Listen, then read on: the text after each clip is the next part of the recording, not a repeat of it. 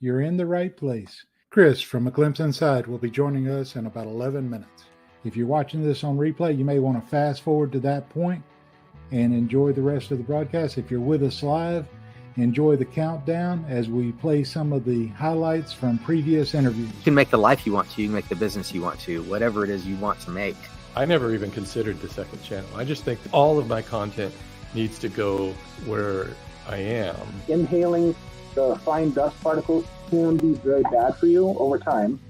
So wear a respirator if you work with Wingate. It's a lot of risk and fear, but moving through those deliberately. So there's a system to it, and you follow that system. So what have you learned and done to try to change? And so that's the thing I always do is it's a continuous process of evolution. Scheduling and trying to edit and get a video out, like it's really hard to follow exactly. If you do that and do it consistently, it'll generate views. Interesting, a lot of times you might see channels or businesses that are frustrated because they're not growing, and you look and you realize that for years or dozens of iterations, you look at the most recent and you go back a few years or a few dozen iterations and there's zero change. I'd like to see channels evolve into more of like a channel, like we're traditional like TV channel, where you have a channel, but there's different shows within that channel. And you could have the segment for your shorts or your live streams and your longs, all these different things, and people can kind of just pick and choose what they want to watch. If you're deciding that you would like to have a Facebook group, we need to decide on what is the purpose of the group. Your shutter speed, ISO, and your frame rates that you're using.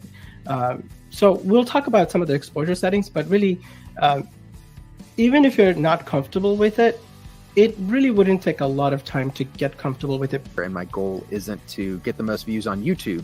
The goal is, to provide confidence, inspiration, and knowledge through entertaining and engaging content. So pretty quickly, because at the end of the day, those three things sort of affect each other, and it adjusts the brightness in what you can see on the screen. And while I was there, I was looking at YouTube, and I'd have my favorite channels that I'd watch concerning tool and tech reviews. And but I really kind of implore you, because for a cell phone, for example, the upfront investment isn't crazy, right? So if you're putting $15 to the app, you can play with it, and the camera will give you an immediate feedback on the screen on what you're doing and what that means. So I would say, even if you're uncomfortable with it, there's an opportunity to try it out on your phone. And if you're comfortable with some of the manual tinkering of the settings, then you can obviously feel free to use that feature on your phone, or get a more dedicated camera that allows you to control that as a native option. You got to get them to click. You got to get them to watch. I'm terrible at thumbnails. I hate doing them. I would stress so bad over doing them. I've actually hired somebody else to do them now. That's why they look different. I'm not doing them anymore. I took that out of my hands, and I'm stress-free on that part.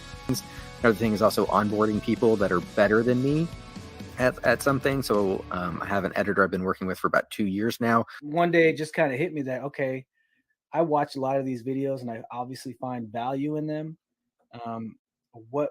Why can I not be the person on the other side of the camera, right? Providing the content and the information. Not confusing what you feel like with what you want. I'm a big fan of picking on the English language. And unfortunately, when you say want, that carries your desires, but it also carries what you feel like. And so I get to do what I want to do every day. That doesn't mean I get to do what I feel like every day. And most days I don't feel like. The best part is the end, where I see the final result, everything comes together, and I can see my hard work paying off. I enjoy editing the videos. That's always fun. I try to make it different than the video before, sometimes very unsuccessfully. The best part for me is probably after you've posted the video, and hopefully you start to see nice, thoughtful comments roll in. Because it's that reaffirmation that the hard work that you're doing actually made a difference to somebody, or that they actually saw that you were even working hard. And a lot of people don't understand that not only is it just the fact that you have to make that project, but you also have to somehow make it look good on camera. And it's a lot of stress and a lot of pressure to constantly be presentable in that regard. And to find a way sometimes when you've messed stuff up completely to actually make it good content. It can be hard, it can be challenging. So I guess that's kind of simultaneously the best and worst thing, is having people acknowledge that it's good and being proud of the work you did, but also knowing that you had to go through a lot of struggle just to make it look good. Your audience smells authenticity and whether or not you're enjoying what you do very easy. The worst part is trying to stick to a consistent schedule. I try to do every 2 weeks, but that really doesn't happen. So that's probably the worst part, is trying to post every 2 weeks, and it's impossible with life. So Remembering to record everything in the shop, trying to get a project done while you're also trying to film that project is frankly annoying if you don't have somebody to like remind you to start the camera or to film for you. Absolutely. Just adding the, hey, you're recording this, that can double the time of a project. And then after all that, you go back to post-processing and realize that for half the time of your best monologue, you look like this, and everybody's just sitting there. You're trying to figure out how you can make this work. That's probably the most frustrating part for me, is just realizing that I've got all my imperfections in my woodworking. This is just another layer of imperfections that I get to throw in there. Is now all the screw ups I do on video too. I feel like the biggest challenge is probably getting yelled at to put on protective equipment all the time. And the best part is probably just like editing, because I really like being able to put the clips together and choosing like when everything happens in it. Awesome. For sure, it's so much fun. I mean, Corona came by and we thought, what were we going to do? And we decided to do, a woodworking YouTube channel, and we just kept doing it. Certain events started leading me down toward the path of taking it seriously and looking into what it does take to become a YouTuber or a content creator, how much time, how much effort, and watching videos of the bigger YouTube channels. I went back and found their videos where they talk about what it takes to create a successful YouTube channel. Best part sometimes is just watching some of those things. Some of those, you know what, I'm glad I got that on camera moment. In terms of growing a business, especially a business where you make things, is make the things you want to sell. I want to say Brad Rodriguez said this many times a while back, where it's like, if you don't want to sell cutting boards, stop making cutting boards. If you want to sell tables, make some tables and sell them at a loss if you have to, just to get some tables out there you sold. You attract clients that you can show you've actually made a thing.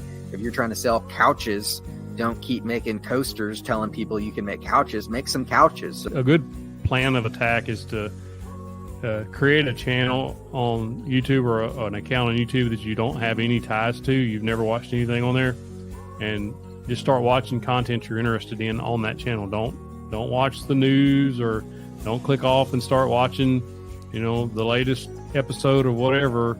Just use that account strictly for that, and that'll kind of start drumming up what's being surfaced to people, and then from there you can kind of, as far as equipment goes, and I say this adamantly all the time, there is nothing I've ever made that I couldn't make by hand.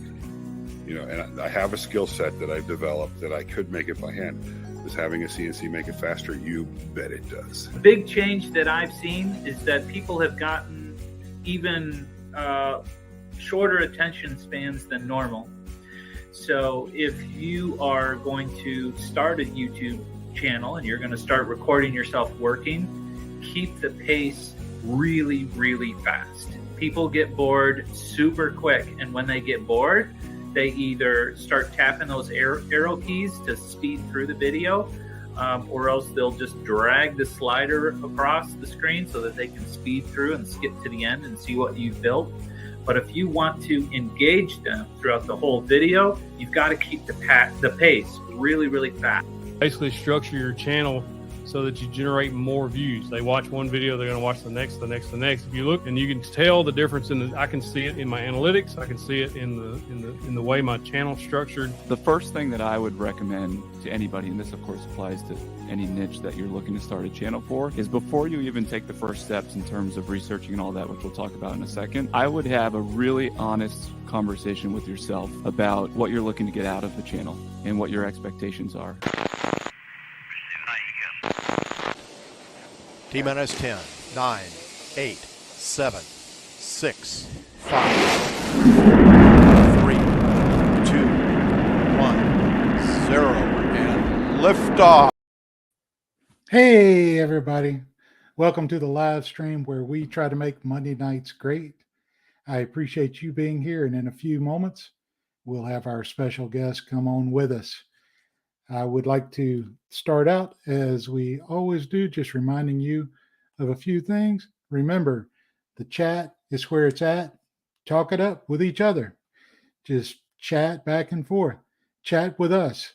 If you are going to chat with myself or our guest, please use a Q at the beginning of your question in the chat so I can easily identify it, and we'll try to get every question answered. I try to find them all, and this helps me do it. I appreciate the help. If you are celebrating a milestone, whether that be a milestone on YouTube or a milestone in life, if somebody had a baby, somebody recovered from surgery, somebody's out on parole, we don't care. We want to celebrate with you. If you want to celebrate, we want to celebrate. And let's bring on our guest and get right to it. His channel, it's called A Glimpse Inside.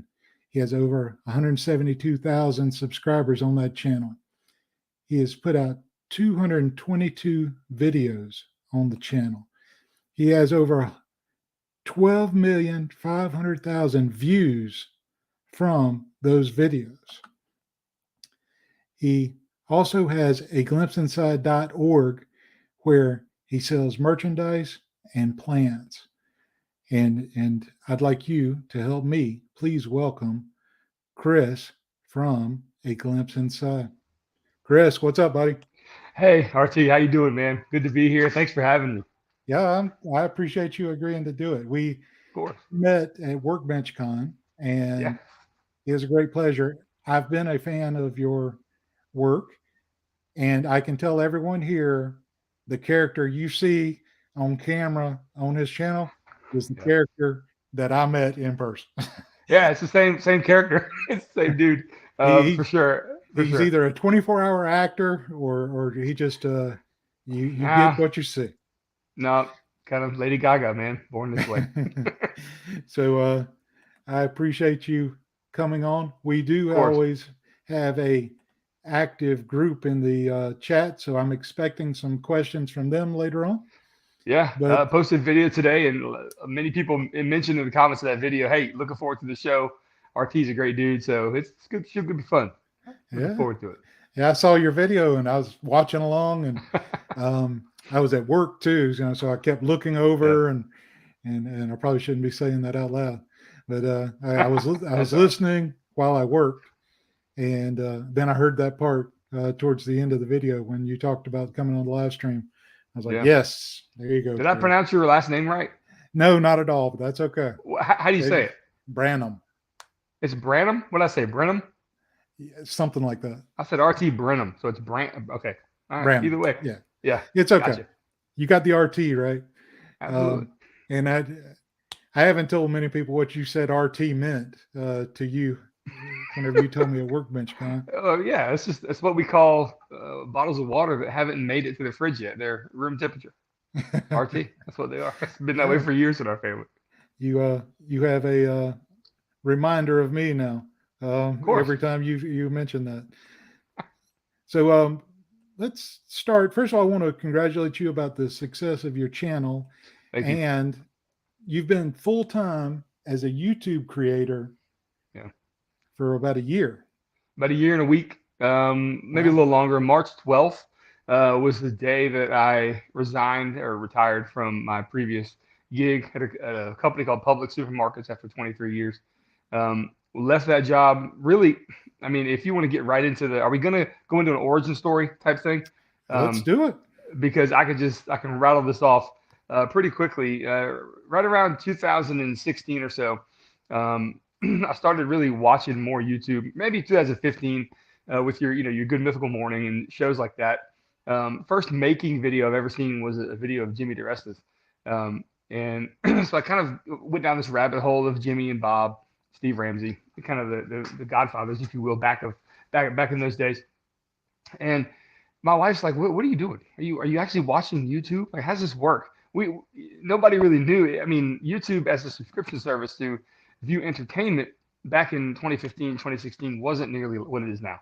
And so she was like, I don't understand. How are you just watching YouTube? So eventually I explained that you can subscribe to these people who you have interest in, that very much you share the same interest, and you can see what they do on a weekly or monthly basis, whatever it is. It's kind of an evolution of what you wanted to watch, what you wanted to DVR, except it was new, fresh content, kind of the real reality TV.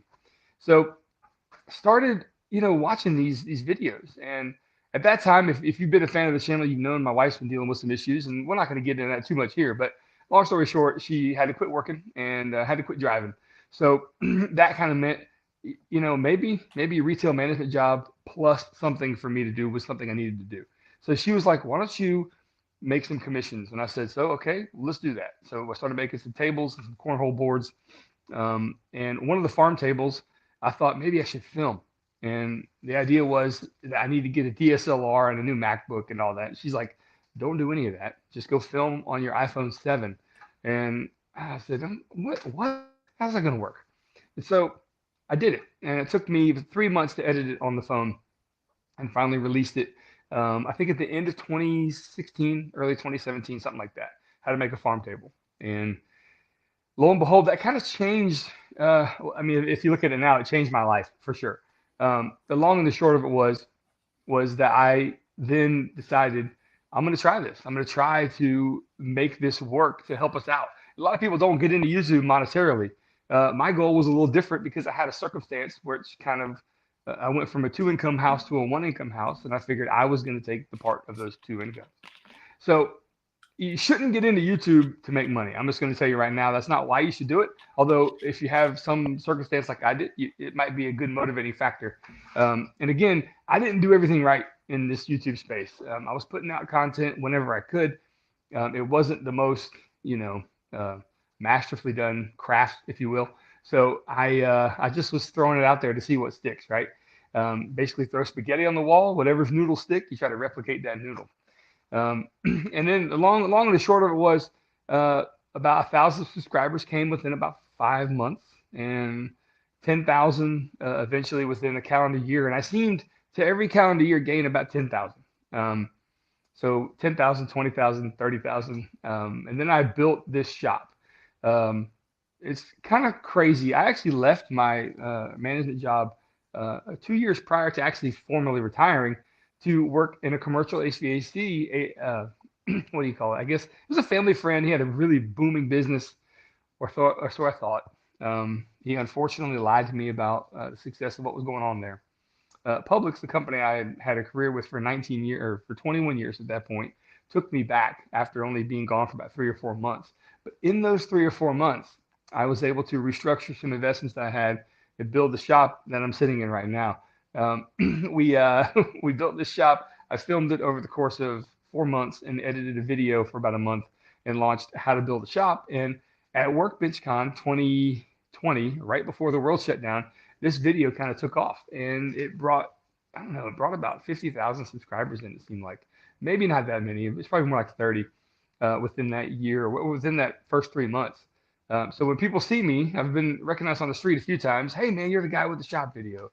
That video brought a lot of people in. So as luck would have it, I had to go back to work at my former job, and they took me back as this kind of floating manager position where I went to different stores. And at that point, about a year later, unfortunately, my wife just took a turn for the worst and spent a lot of her time in bed. We're hopeful for good things to come here later on, but right now we're still dealing with it. And I was at a crossroads. Not to get too personal on this podcast here, but that crossroads was, no one is really going to raise my children like I can right now. I'm the only one that can do it. And thank the Lord, man. I don't really bring religion into it too much, but thank God that I had this channel that had been, slowly but surely over time, getting to where it was doing okay. It wasn't nearly what I needed monetarily. I'll tell you that. I'll be real honest with you guys about that.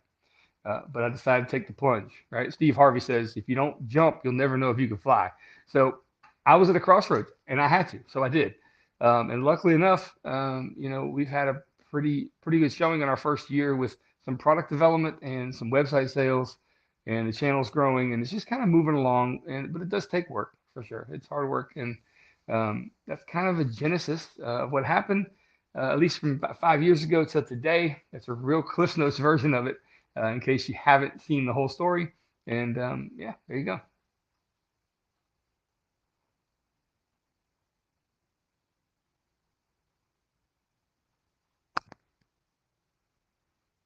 Artie, I can't hear you. I'm not sure if that's me or you. Oh, that's me. I forgot. I muted so you wouldn't hear the dog. Gotcha. So I saw your live stream with Matt and Amy over at the 731, Yeah. where at that point, like 10 months ago, 9 or 10 months ago, you were talking about it. And you truly had been blessed up to that point. And, and it sounds like the blessings continue to come in. Your wife pushing you to make those first videos. Yeah.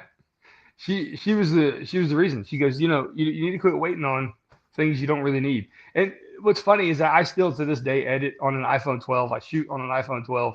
The only thing I do on a computer is basically go into the YouTube studio and mess with the description. But I even launch everything from an iPhone. It's crazy that we live in a world where a device, I mean, this is it right here, this thing. This thing right here allows me to make a living, and it's pretty crazy. The interesting part about that is I even edit all photos from the website and launch all products from a phone as well. So I very rarely have to touch a desktop or a laptop computer as well. So pretty cool. And you're, I know it's going to come up. What program or app are you using on the phone now to do your editing? Sure. I try to always film in either 30 frames a second or even 24. I don't go to the 60 because it just seems to bog down the software. It's not a knock on the software. It just takes forever to render. But it's called Video Shop. It is, if you're looking for it on the iOS store or Android store, it's a little orange icon with a profile of a white video camera. And it's a subscription service. It is, but it's worth its weight in gold for me. I call it like having Final Cut in your pocket. That's kind of what it feels like. It's got a lot of good features on it, and that's what I use. Used it from day one. Still use it like I did today. Yeah. So you started YouTube. You were going to, you had this new shop. You were going to do things, but your business has expanded beyond just videos. Yeah. What have you done there, and what challenges and opportunities did you cease along the way? All right. The first challenge is getting outside your comfort zone. I've got a CNC behind me here. I've outgrown this shop immensely. I've got a CNC here. I'm recently trying to incorporate this laser into what we're doing here as well. And I've been very fortunate and blessed that the company Penguin CNC, sent me this to see if I could help them get off the ground. And I didn't do a very good job. This thing sat in this shop for, I don't know, 3 or 4 months. Have you unboxed it yet? Are you going to try it? You got to get on Vectric and learn VCarve, try Fusion, do something. And I was so afraid. And it was at the time of me figuring out if I was going to leave my job or not. So there was a bit going on, right? And that was daunting. And I'm going to give a shout out to a gentleman named Derek from Malden. You guys may know him, guy with the big beard. Not you, RT, it's Derek. He spent about 2 weeks with me, almost every day or so, FaceTiming, learning how to use VCarve Pro. And just the nuances of it, he knew from past experiences, and I had to get this thing up and running quick, or this machine was going to leave my shop. He's going to find another creator in the South and give it to them. And it kind of put a fire under me. I'm glad it did, for sure. I started developing some tables and some cornhole boards, mini cornhole boards, like for indoors. And excuse me. And I realized that those weren't going to do all that well. And I had this kind of epiphany that what do all makers have? And that would be drills and a drill driver set, maybe multiple, 4, 6, who knows. And so I did a charging station where I developed a drill holder on the CNC. And I remember my father and I even have a talk about this. He's like, I don't know if I would do it on the CNC, son. A lot of people don't have them. They're going to probably, excoriate you for making such a simple thing on the CNC. You better cut out on the bandsaw. And I thought that was a good idea. I was like, sure, absolutely.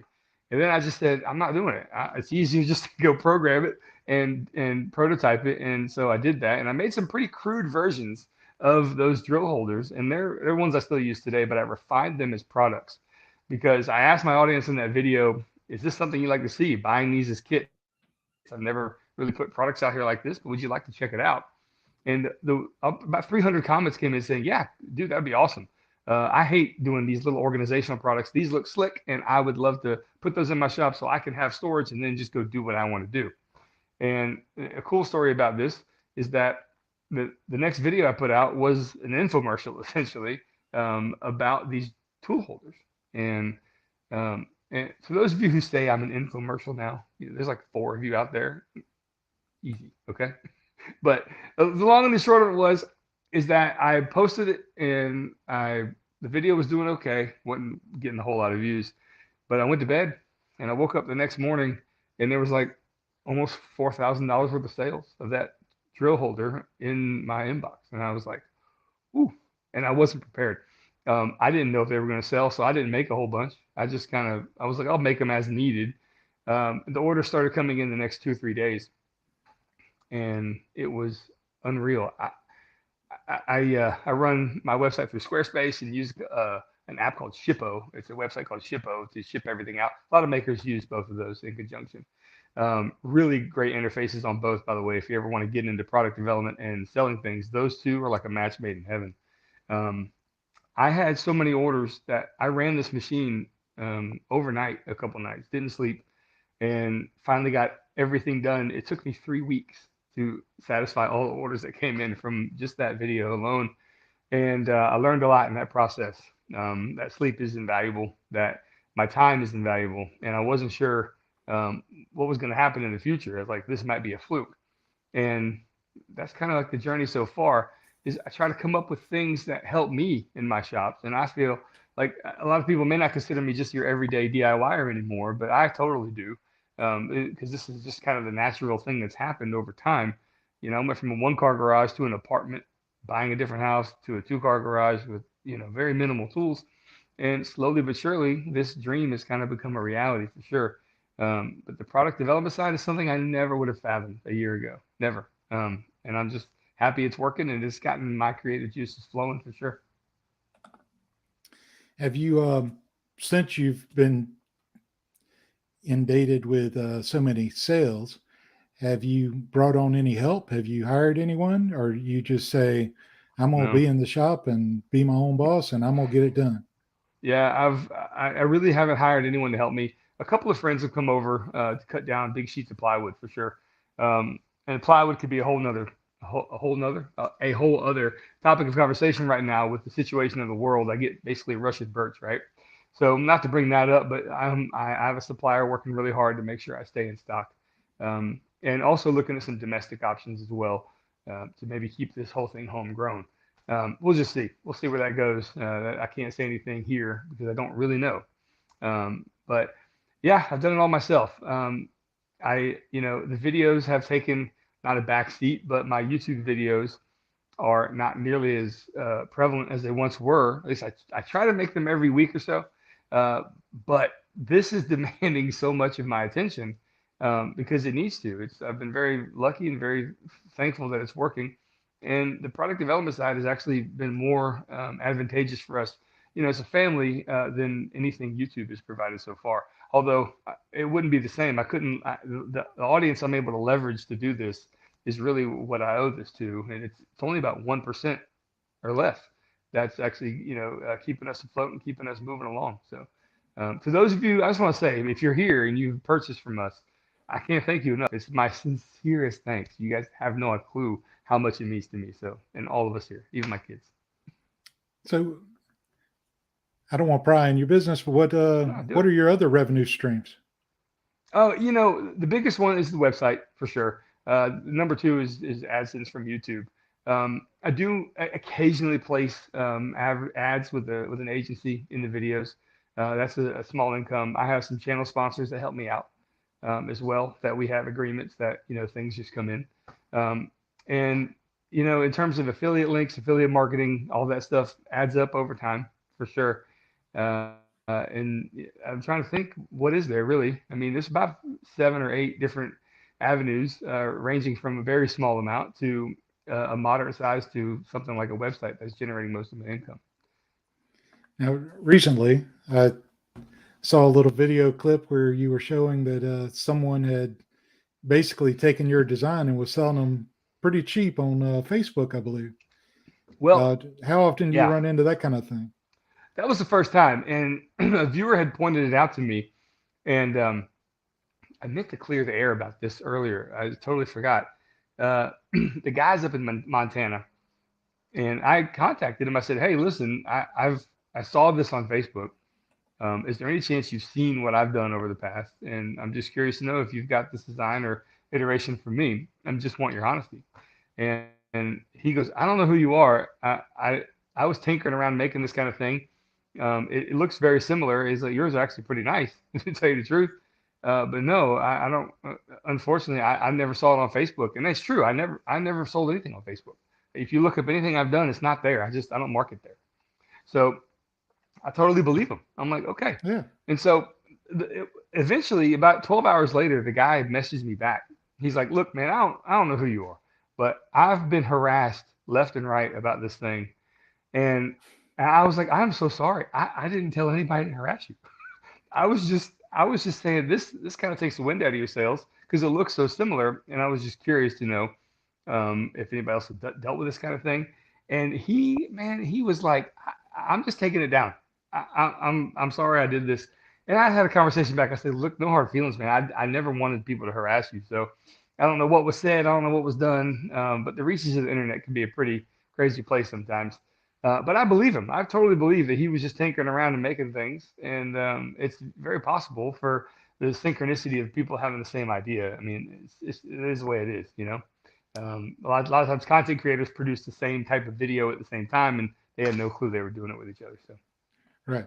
Yeah. So I'm actually glad to hear that report, to know that it wasn't intentional, and I'm glad you got it cleared up with him, and wish him the best.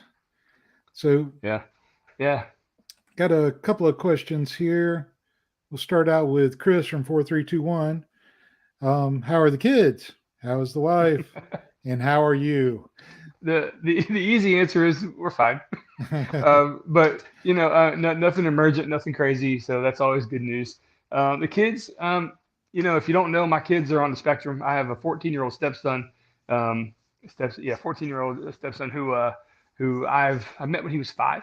And so, long story short, you know, it seems like we're kind of every family's got their own circumstance, but we kind of deal with invisible illnesses around here, which a lot of people do in this country and all over the world. And there are things far worse. Don't get me wrong, but he had epilepsy for most of his life. He's outgrown it now, or we took some experimental medicine for him, but he had like about 120 seizures a day for about 7 years.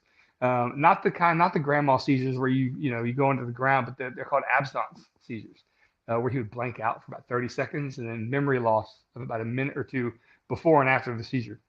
So that happened a lot, and so neurologically, it's different. Even today, he's making the best of it, and he's trying. But it's not to say that it's been tough. So a great kid though.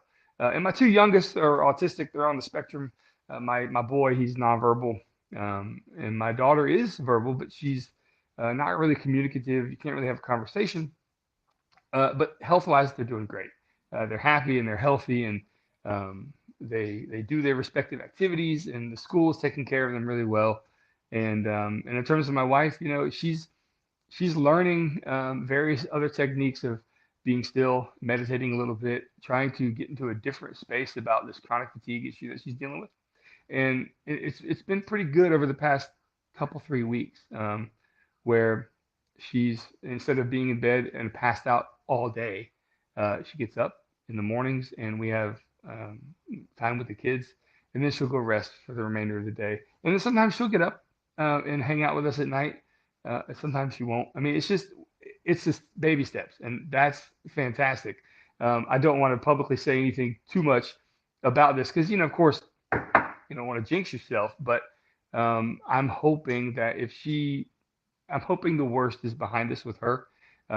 If 3 months ago it was 100% bad, I would say it's only about 90 at this point. So, hey, I'll take any step in the right direction that we can. And how am I doing? Hey, I'm doing good, man.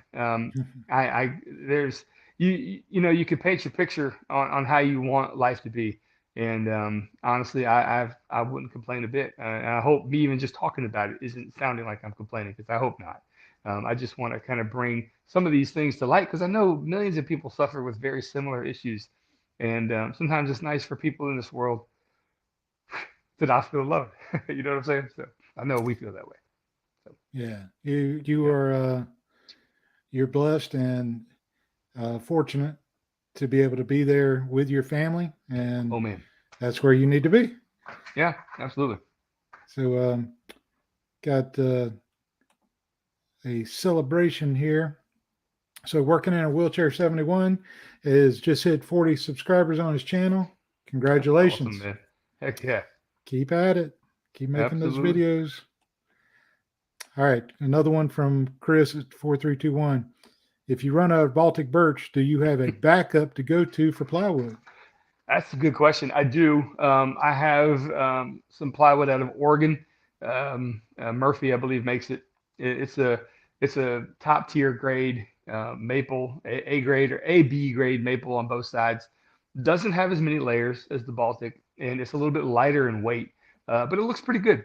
And if I need to, I will. It's always a little bit thicker than the Baltic. So in the CNC world, we deal with a lot of thicknesses in terms of our machines milling the proper things we need. So essentially, I would have to reprogram some tool depths and a couple of different mortises on some various things.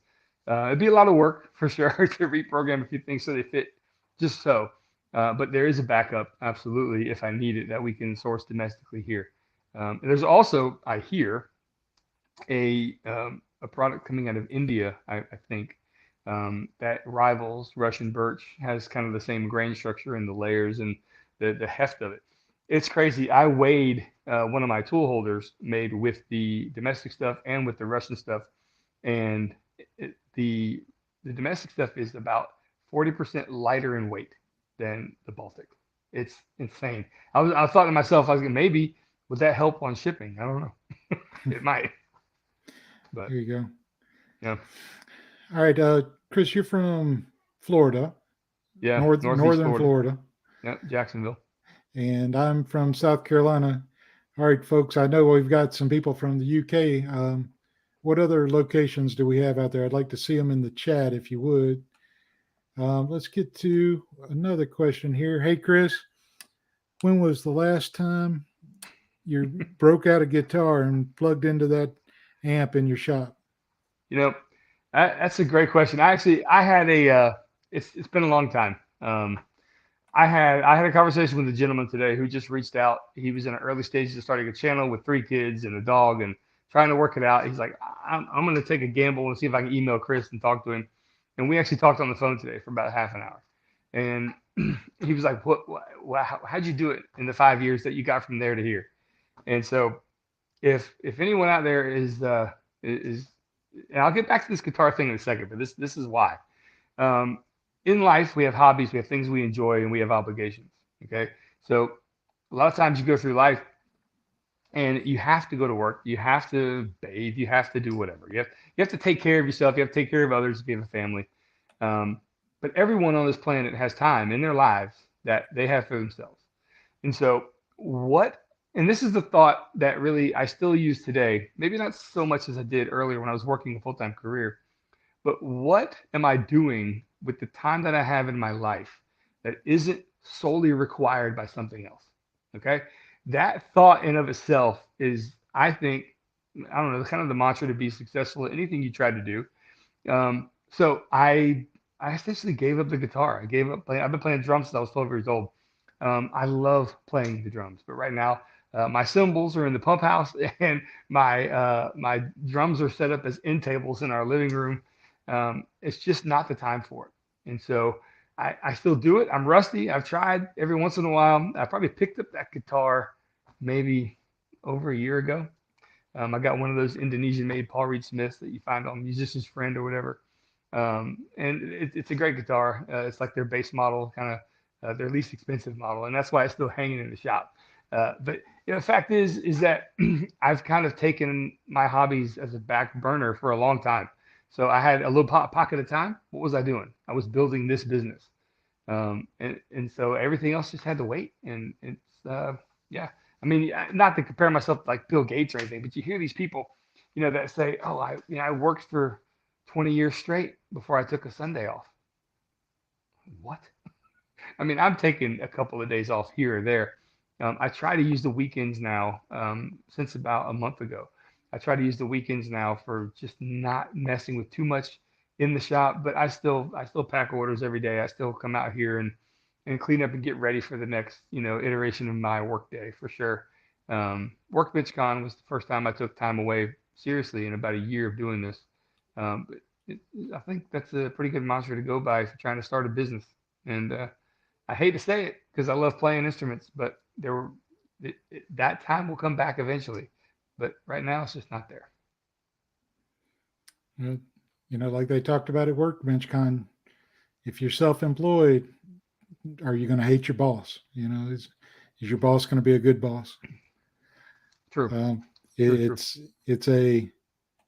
sure it's a challenge because you see the benefits of building with every 5 minutes that you spend on your business.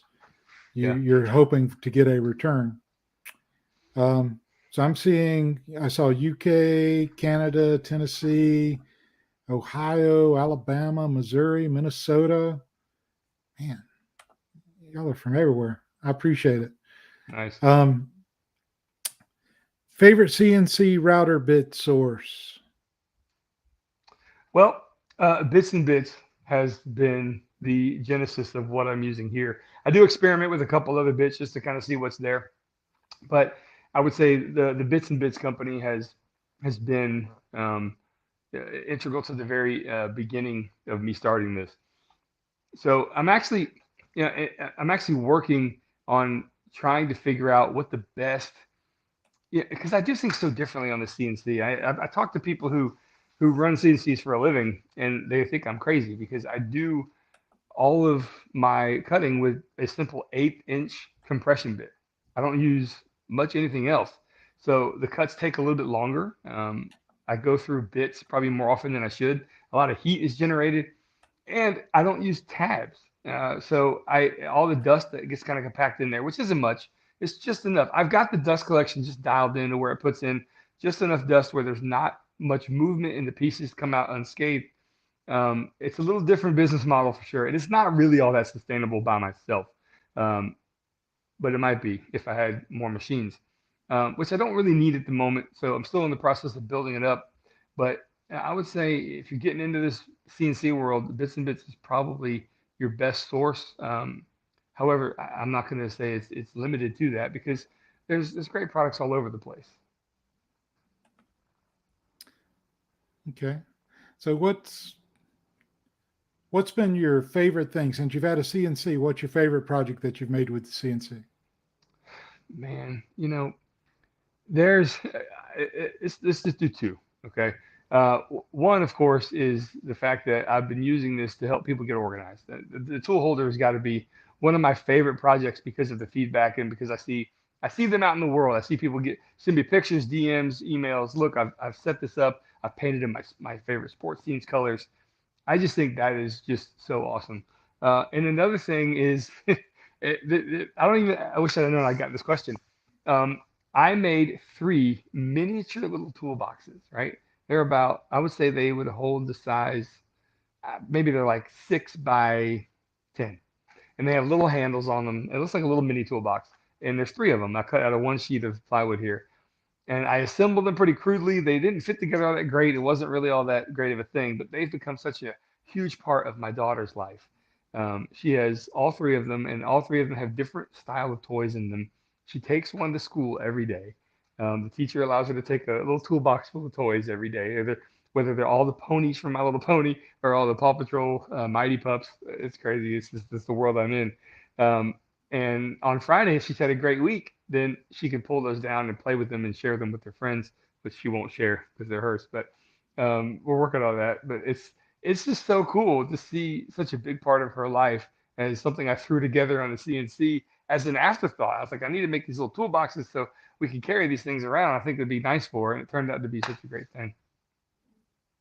No, that's awesome. I mean, it's nice to make things for others, but whenever your little ones use it, that hits home. It's so cool. What's your favorite carve creation from beginning to end? I may have stole this question a little bit, but I favorite. mean, if I had to pick one thing that I remember, carving to me is more like a V carve, not really like a cutting out, right? Yep. So it's deep within my Instagram feed, maybe 100 posts ago, but I had a client ask for a buffalo head that was like 2 foot by 2.5 feet. It was a pretty big one. And I cut that out on a piece of black laminated plywood, not melamine, but plywood, and painstakingly took a syringe and flooded it in with all this white resin from Total Boat, of course. But it was such a cool process because you can't sand laminate. You can't I can't just flood the surface and then sand it clean. Laminate would just get ruined that way. So I had to be so careful and flood all these little crevices in. And it took probably an hour of doing this with multiple batches of resin. So worth it in the end. If you're following me on Instagram, go look down. You can see it in there. It's really cool. It turned out great. And it was one of my favorite pieces I've done, I guess, art-wise on the CNC. Awesome. So as you gain popularity and you put yourself out there, you're growing as a channel, others will see your success and will want to ride that wave with you.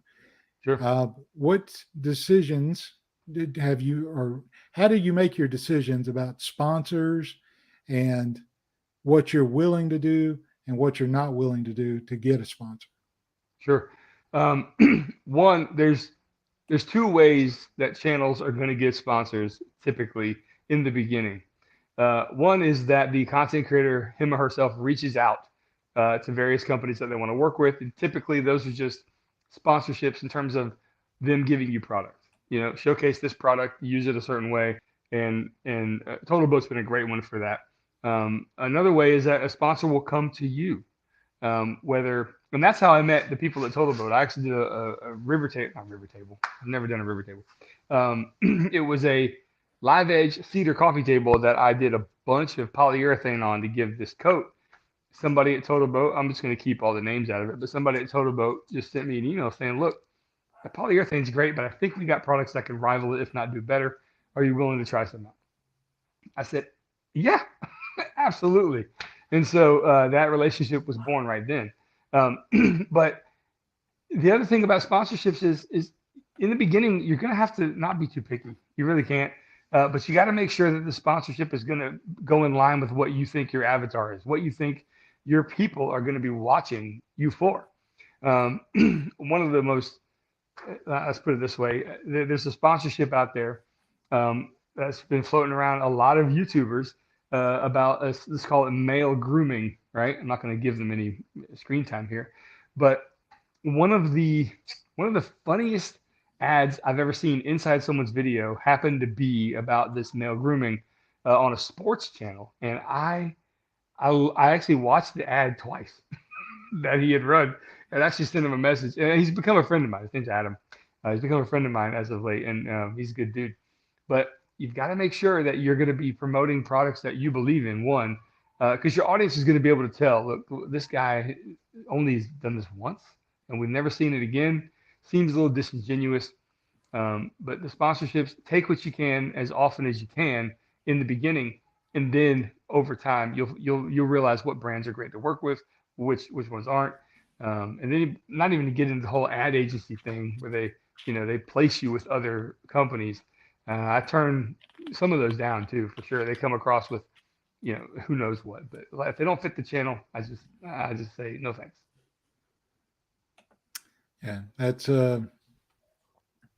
it seems to be a road that many are pursuing, they'd like to have sponsors, but it's also, if you choose the wrong one or get yourself in a situation, it seems like it could really mess up the brand that you're trying to create, because your audience will know real quick how genuine you are about your sponsor. True.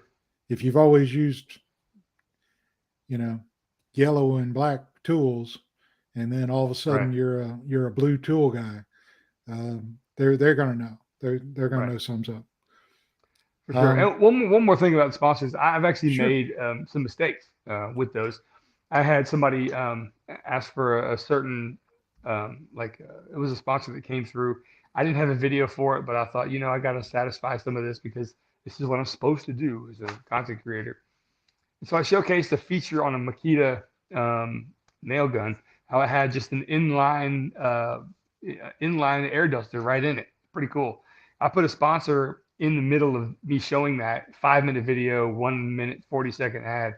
So much flack came from that. I'll never do that kind of thing again, no matter what. I just didn't realize at the time and should have trusted my gut, and I didn't. Actually made a video about that on my second channel. Like, look, I made a mistake, and here's what happened. I haven't posted on that second channel. I get comments on there sometimes when I'm thinking people think I don't know the login anymore, but I do, and I need to put some more some stuff on there. I've just been so busy with this business. So, but sponsorships, if you want to learn a lesson the hard way like I did, go watch that video of mine about the Makita air duster, and you'll see and look at the comments section, see what happens. Yeah, comments can be brutal on YouTube or any social media, but especially if your audience feels like you've betrayed them, I could see them coming at you pretty strong.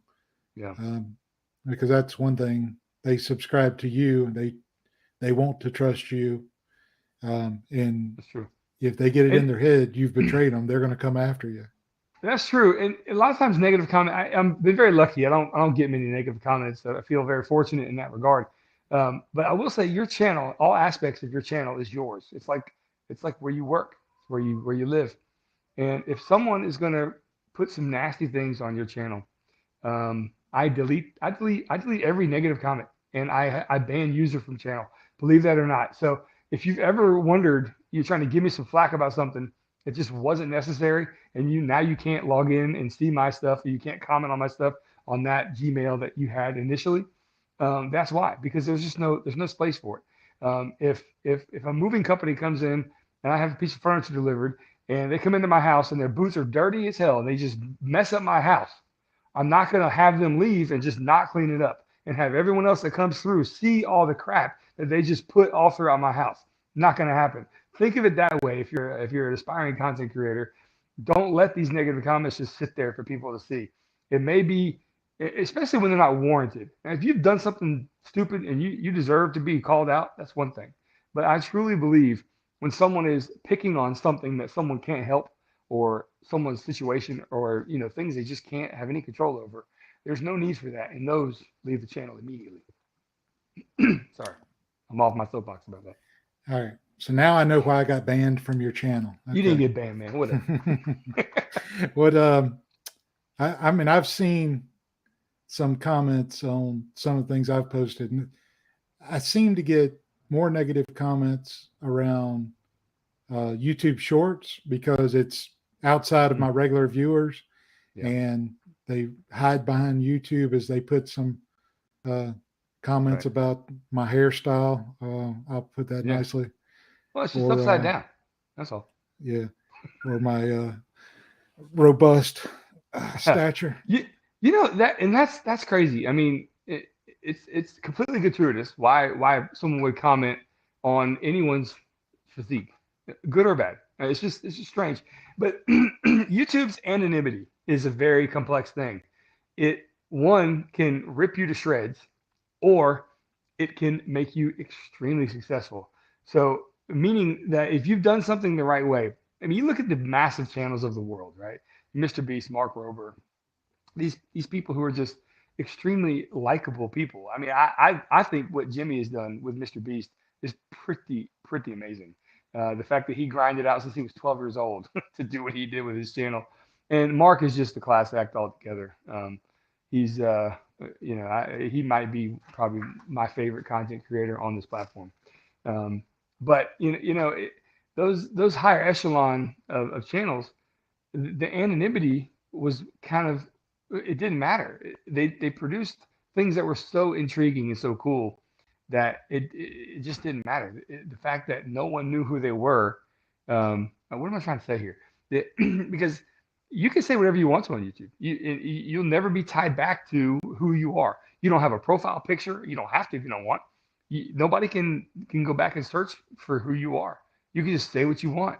And I think if you make it in that environment, then that means you made it, right? I would think so. So I think it's a kind of a conundrum where they are. Are you going to be able to really hunt people down on this platform? Probably never. And I think that probably needs to stay that way.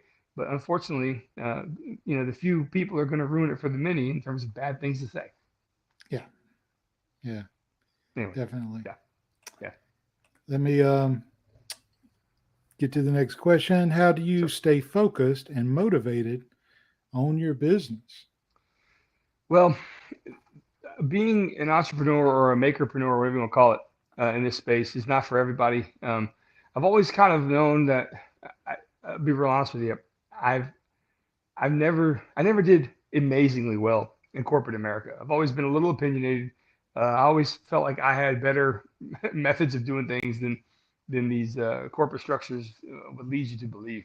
And so people put in positions in a higher corporate structure, and I never really saw eye to eye, and it kind of kept me, let's just, at a decent salary level with the company, enough to do what I did. But I always felt like if I was going to be any type of success was going to come from me doing something on my own. So I've had this kind of premonition. My dad was at a crossroads at 41 years old, and he had to start his own business, and he built it up for 25 years and sold it. And now he's doing okay. And I hope that he and my stepmother can just ride off into the sunset and have a wonderful. He's not really fully retired yet, but have a wonderful life. And I thought to myself at 41, something's got to give. And sure enough, I've thought that since I was like 21 years old. And at 41 years old, I broke from corporate America and I'm doing my own thing. And to stay motivated during that, I think you have to be thinking in that mentality well before you even try. If you don't stay motivated on smaller tasks, on certain projects, if you have multiple unfinished projects in your life, it's something you really need to kind of go soul searching and say, look, I need to really fix this, right? And a lot of it is, what are you dealing with and what's required by you? What is required by me? Well, I have a family of 5 to take care of, and no one's going to take care of them unless I keep putting one foot in front of the next. And I don't know if there's much more motivating factor than that 5 people's lives will be drastically changed if I don't stay focused, right? And that's not fair to them. So that's one kind of harsh reality of how things are. And I think really that's where it comes from. It's just, always wanting to do something on my own. Now that I have, I really look to my family and the ones that depend on me for motivation. Yep. That's a great motivator, knowing that others rely on you. Yeah. And you've got to make it work. You're a one-man shop. If you don't show up, no one else is doing it. Right. Yeah. I give the analogy of leaving corporate's like leaving a football team and becoming a PGA golfer. Right. It's kind of like I'm only as good as my next swing at this point. I got to make the cut and I got to place and I got to win. I can't be on injured reserve and still win the Super Bowl. So it's not going to happen. Yeah, exactly. What's Woodworking in a Wheelchair 71 says, what's your favorite video you made? Man, my favorite video. God, I'm an emotional guy, if y'all don't know this. And if this question were to come up, I'm going to have a hard time getting through this one. But I'm going to try, okay? It's actually, let me see if I can show you this. See this thing right here? This is it. This work surface right here that has, it's an IKEA hack. All of these are from IKEA. There's 4 on this side and 4 on the other side. Okay. So the reason why is that my favorite? Well, it's a cool project. Don't get me wrong. It's got a ton of storage in it. I mean, there's like a whole bunch of these. It's great. But the reason it's my favorite video is because it's the video I produced right before the showcase of this shop. And I said in the video that this needed a new place to live. It wasn't going to be able to stay in my garage because it didn't have room. And so I wheeled this thing over the course of the driveway and whatever and back up to the shop here. And when I put it into the shop, I had my daughter with me and the shop was just empty. And so I was holding her and I was thanking everyone. Hey, thanks for joining me. Subscribe, check this new shop out. I'm going to be filling it up with all kinds of good stuff. And I looked at her and I said, what do you say? And she just, at that point, we were starting to realize that she was maybe on the spectrum and she wasn't communicating and there wasn't much. I couldn't get her to communicate with me. There was no eye contact. It was a little different. And so I put her down and I ran to the back of the shop and I said, come here, come see me. And she like looked at me bright as day and said, Daddy, came running over and gave me the biggest hug. And that, I mean, whoo, that was like that moment I couldn't believe was kind of immortalized in that video. And it was so cool to me. Again, I know it's just me and my family. It's my little microcosm here, but that was such a awesome beginning of kind of this shop and a different transition from a garage to maybe a full-blown business here. Really cool moment. Thanks for sharing that, man. Yeah, no problem. Don't worry about those emotions. We all have them. Yep. One emotional guy to another. Let's see. Chris, how much analytics do you do? This will get rid of the emotions. Let's talk about analytics. Different kind. And how do you feel about it? Honestly, I look at the analytics that are provided to me through the content that I make through YouTube. YouTube as a platform has really wonderful analytics. You can see per minute what people are doing, how, where they are in the world, what gender you speak to more, all kinds of different stuff. But even the fact that there's real-time analytics on when people are watching and why they're watching. Did it get suggested? Are more people clicking a thumbnail more than others? I mean, who knows? I don't dive into it too much because it's a massive scale.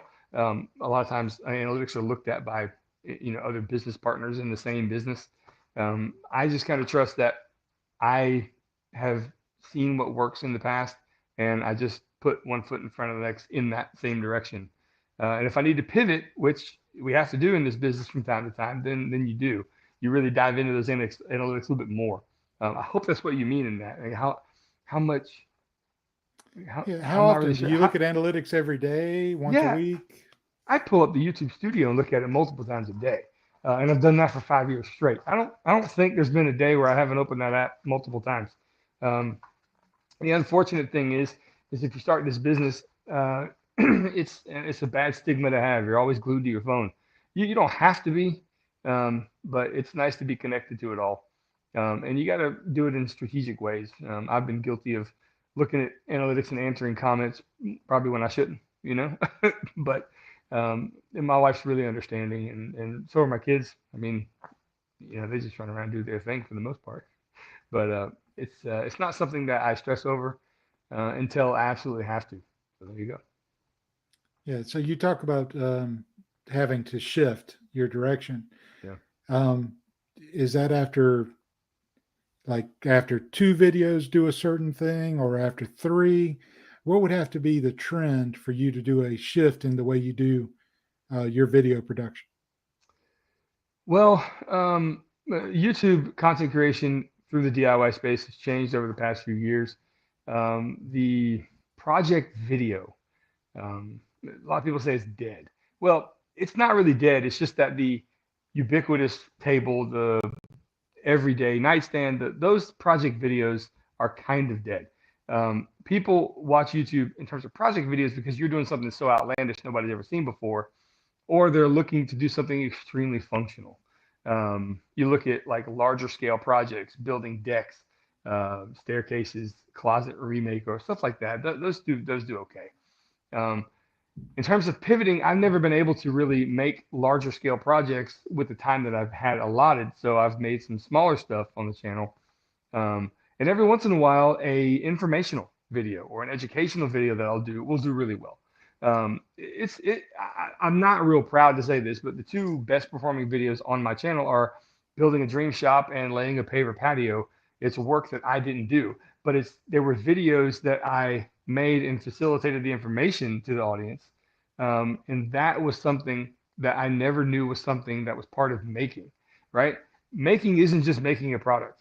Making is making an experience for the viewer to watch, right? So if I come across in my videos like I do to whoever else I meet, that's not really a thing I try, but I feel like that people want to be engaged in what you're watching. I do tell content creators that come to me early on, say, how do you present the camera? How'd you learn how to do whatever it was?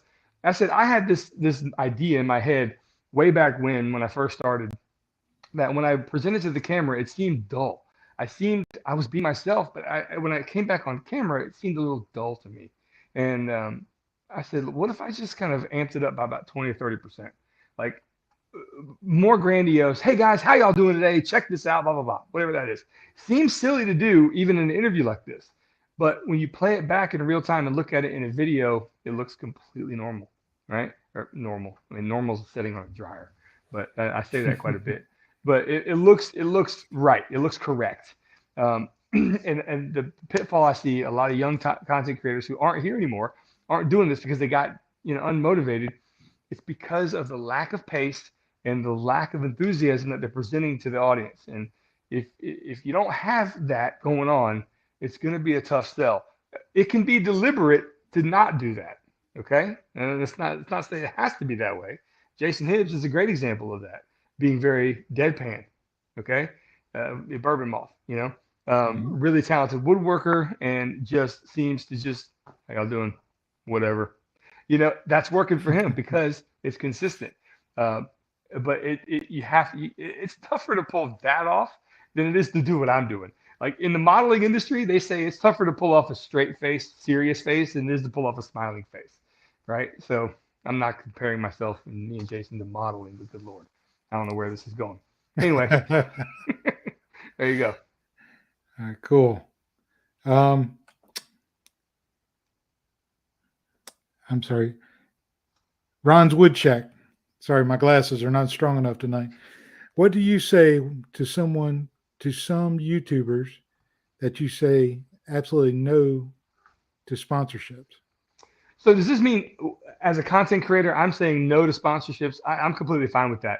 My friend Jonathan Cass Moses is that way. He's like, look, I'm going to do my own thing. I'm just not doing sponsorships because you know what? I'm not going to let anyone dictate my business and how I want it to be perceived. Extremely brilliant decision. Quite frankly, I think it's a great move if the move is right for you. Now, are you still able to feed your family? Are you still able to provide your roof? Are you doing all that stuff without that? If you pivot into this world, you have to do what you have to do, right? When I was a bakery manager for my previous job, I never wanted to take 4 pallets off of a truck and load them into a walk-in freezer. That was something I never wanted to do, but I did it anyway because the job just had to be done. Sponsorships are kind of like that, right? So if you need them to provide for you, then do them. But it's fine.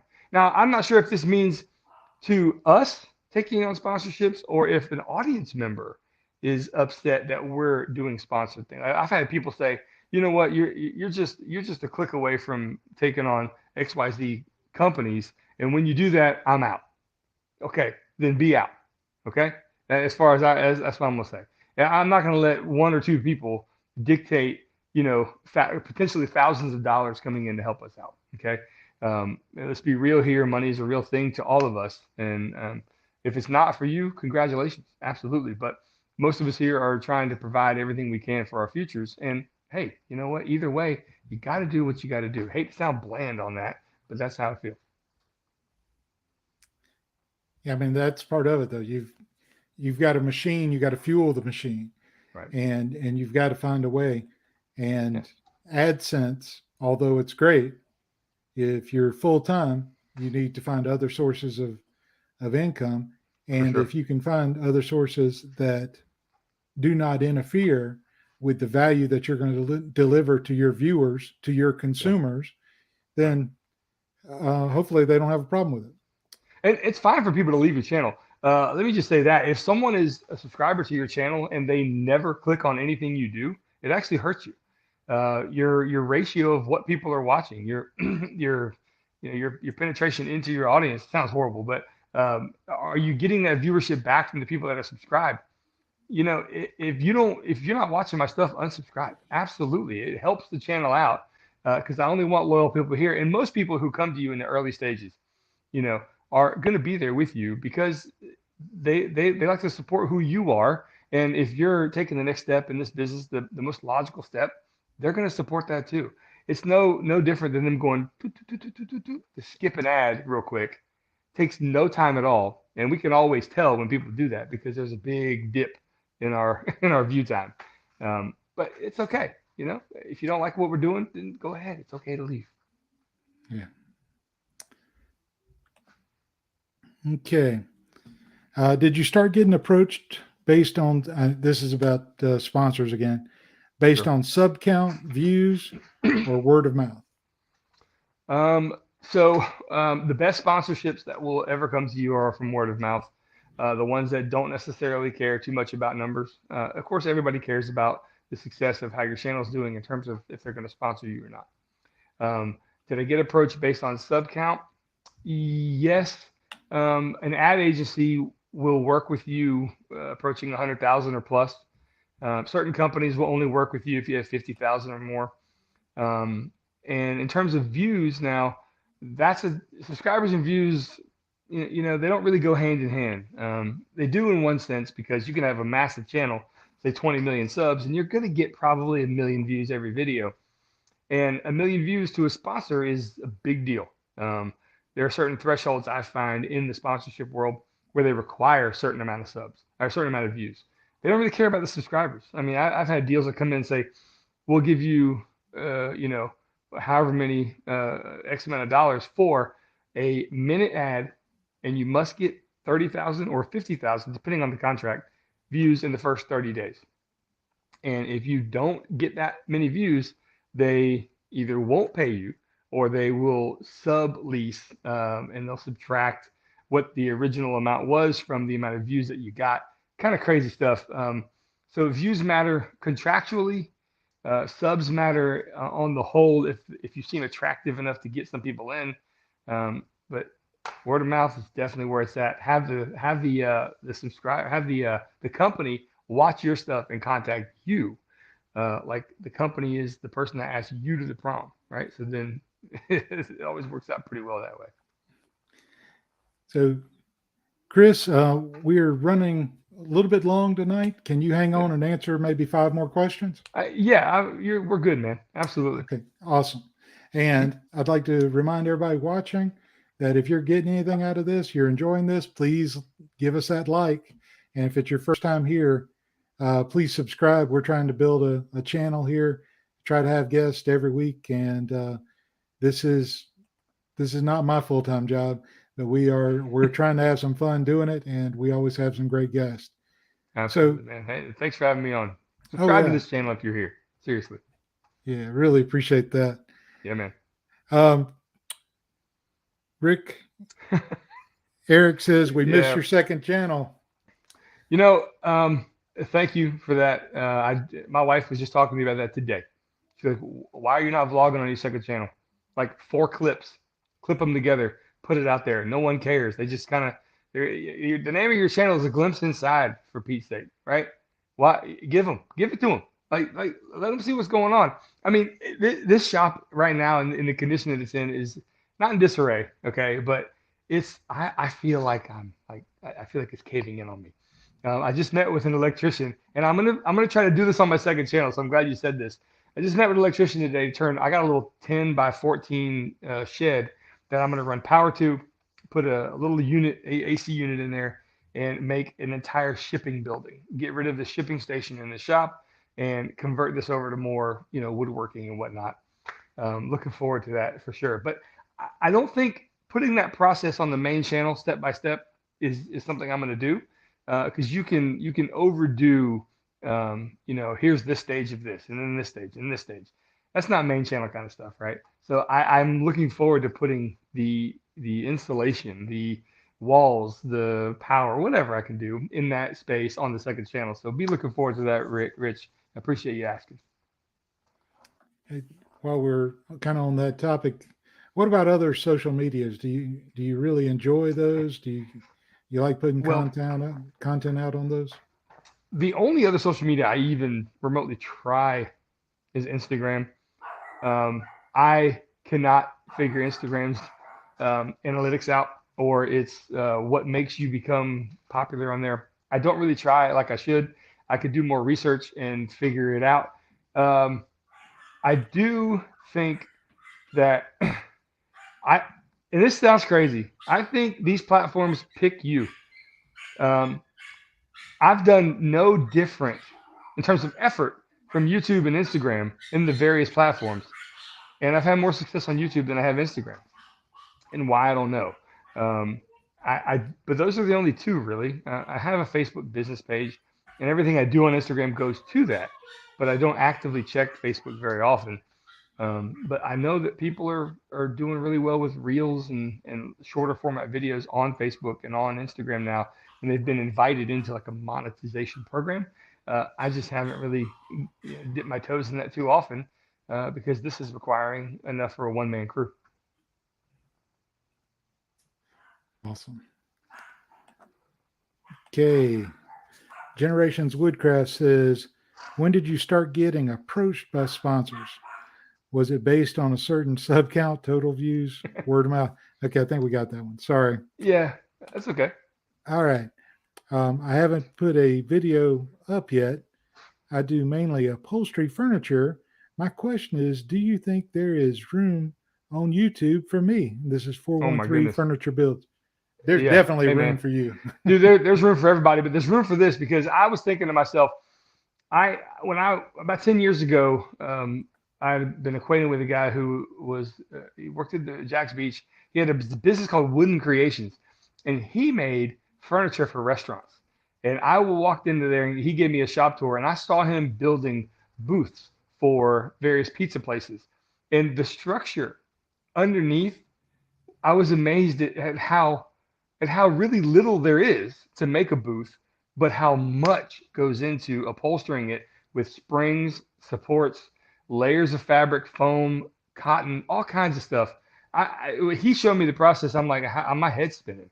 So is there a place for you on this platform?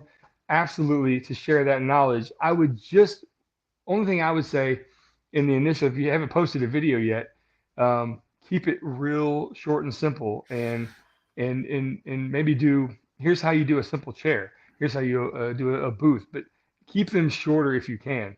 Once we've seen one step in the process, we use sanding as woodworkers as an example. You don't need to see me sanding for even 15 seconds. You just need to see me bust the sander out. No, I did it, and I'm done. 2 or 3 seconds tops that I sanded something. So keep that in mind when you're doing steps, because like I know Drew has said in your previous show that people's attention spans just aren't where they used to be. So be mindful of that too. But absolutely, man, I would love to see some type of content on there, how to professionally upholster furniture from the ground up, and redone stuff as well. Yeah, and if you haven't seen them yet, go watch the interview last week with Nate from Channel Makers that we had.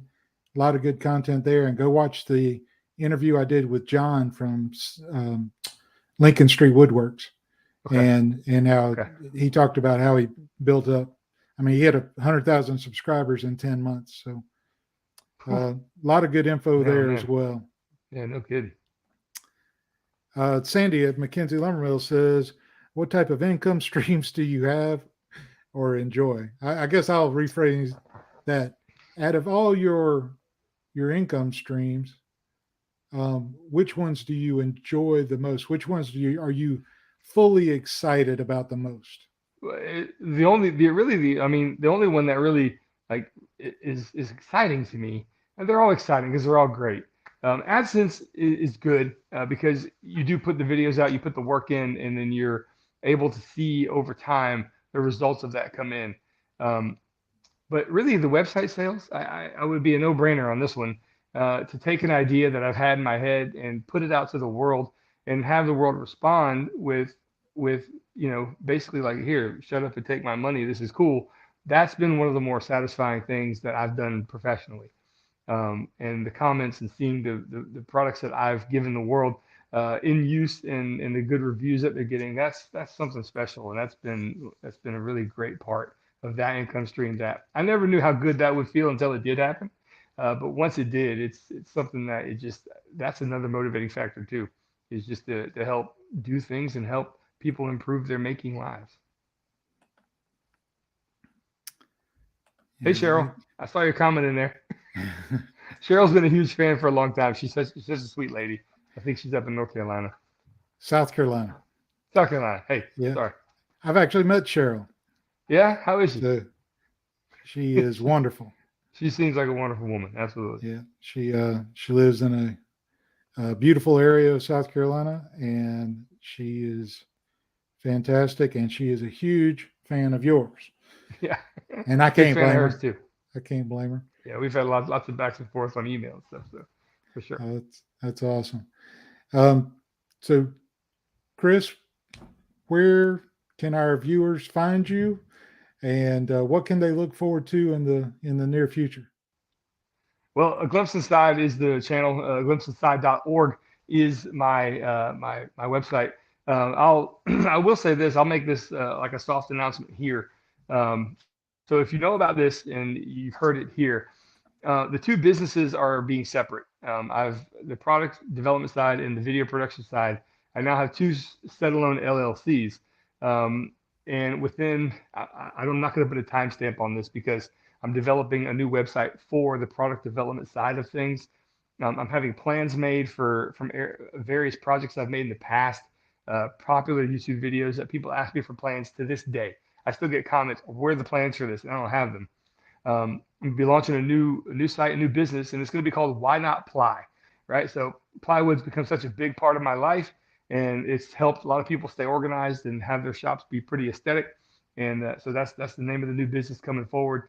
And there's going to be a new website involved in all that too. So be on the lookout for that.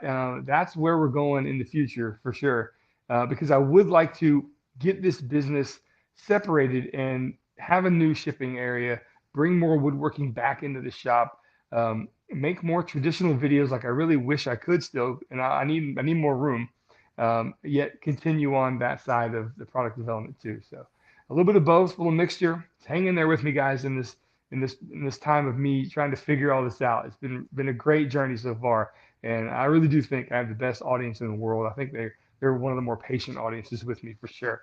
So to those of you watching, thank you so much for that. That's exciting. I appreciate you coming on tonight. Yeah, if you man. ever need me for anything, let me know. And Will do. Thank you so much. I really appreciate you. I know a lot of my viewers do, and received a lot of IMs. You know, a lot of people can't watch it when it's live, but they'll watch it on the replay. So I know a lot of people that'll be watching on replay that also appreciate you, Chris. Yeah, thank you guys. I mean, really, the only reason we're able to do anything in this space is because the people will tune in, people will watch. And it's still, I have to pinch myself every day. So if you're watching this and you've been a fan of the channel for a while, or even just for a day, thank you so much. Just from the bottom of everything I got, all of us, all 5 of us here, thank you guys. All right. Thanks. I hear my wife calling. I got to go. All right, RT. It's been a great.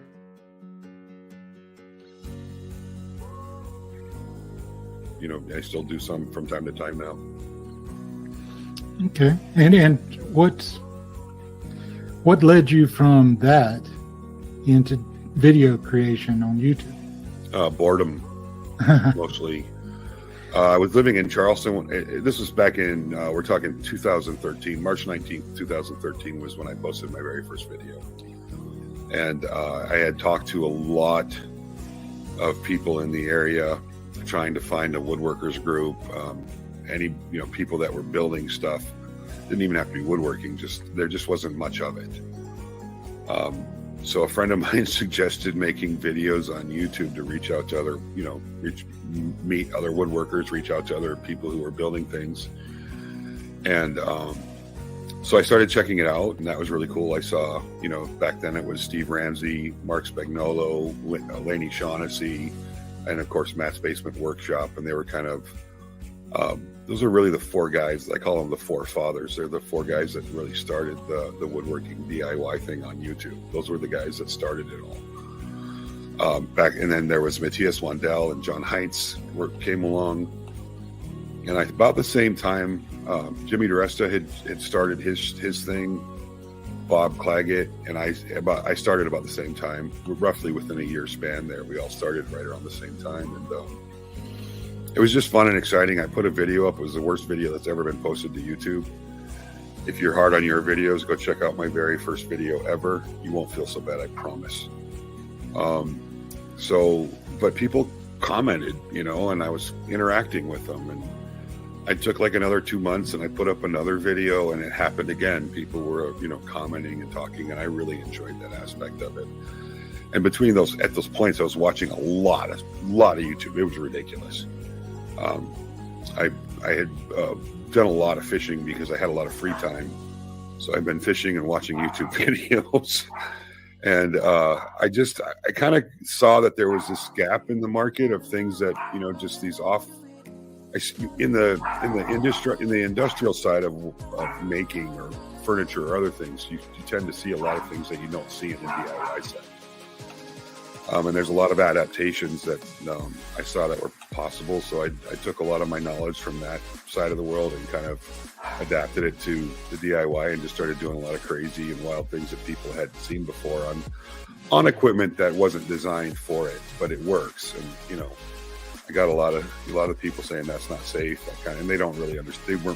They didn't have a good grasp on the physics of what I was doing. Doing the research is not necessarily going to be the fun part, right? And we had Mr. King on here a couple of weeks ago. He was talking about the research he did before he released a single YouTube short. Well, the research he did led him to putting together a video less than a minute, but there was many, many hours of research before that, but it led to 5 million views. So research can be very important. This is counterintuitive to a lot of the suggestion out there on YouTube where everybody says, just hit record. Just go out in the garage and hit record. And your viewpoint seems to be different than that. What do you say to those people that say, just hit record? I'm glad you brought it up, RT. There's a lot of, I call them talking points that have manifested themselves for whatever reason in the how to grow space. The just hit record is probably one of the ones that drives me the most insane. You can go out and just hit record, but again, set your expectations for what you think the output and the end result is going to be. You get out of things what you put into them, and you may get lucky and you might catch a unicorn, but I'm going to bet 9 times out of 10, if you just go out and you hit record, you don't do any research, you don't have a plan, you don't have a rough script, you don't have a target audience, you don't have value that you're looking to provide. Again, I just think you're setting yourself up for unneeded frustration when a little prep and work up front can pay extreme dividends in the end. And you don't get a do-over when you post the video. Once it goes out into the interwebs, it's done. And you can't go back and redo the same topic right away because then you look like a goof. I'm inspired by this guy. It's a little not fair because he does have a bigger, larger channel, but he has a smaller woodworking channel that's done pretty well this past year as well as in 2020. And his name is Robert Dunn. His channel is called Underdone, and he's hilarious. I think he is one of the best people in front of a camera in our space. His bigger channel is a car channel. I'm not going to kind of focus on that, but Underdone, he has made a handful of videos this past year. Not nearly as many as he made in 2020, but he still racked in quite a few views. Especially, he had some videos over 100,000, some over 500,000. And what I really want to emphasize with Robert Dunn, even if you watch his Aging Wheels channel or Underdone, his woodworking channel, is his confidence, relaxation, and charisma. And it might come naturally to him, but I believe that everyone can work on charisma, and they can look at someone like Robert Dunn and get inspired how to speak to camera really effectively and really connect with your audience on a super authentic and genuine level. He only posted 9 videos, but they're all fantastic. After all I've done, do you love me now? Do you love me now? After all I've said, running through your head, do you love me now? Do you love me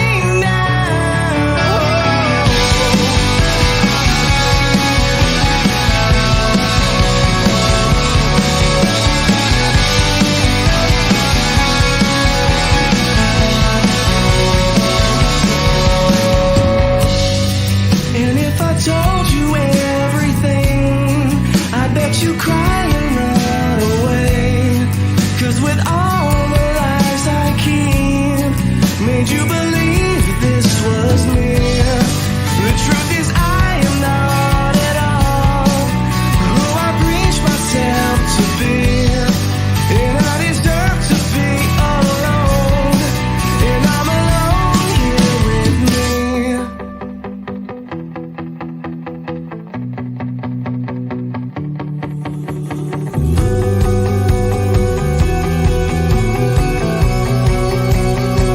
And after all I've done, do you love me now? Do you love me now? After all I've said, running through your head, do you love me now? Do you love me now? And if I told you everything, I wonder if you would believe that with all the ways you've tried, I couldn't change my selfish needs. And with endless love from you, I took for granted everything. And I deserve to be alone here with me. After all I've done, do you love me now? Do you love me now? After all I've said, running through your head, do you love me now? Do you love me now? And I believe I could close my eyes and make it go away in dreams. And honestly, I could die to take it all away from me. After all I've done, do you love me now? Do you love me now? And after all I've said, running through your head, do you love me now? Do you love me now? After all I've done, do you love me now? After all I've said, running through your head, do you love me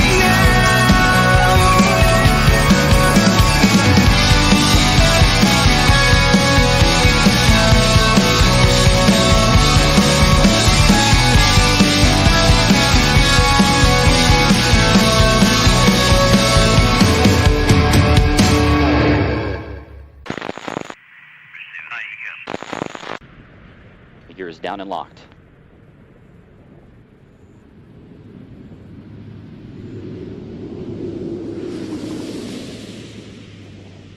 Main gear touch.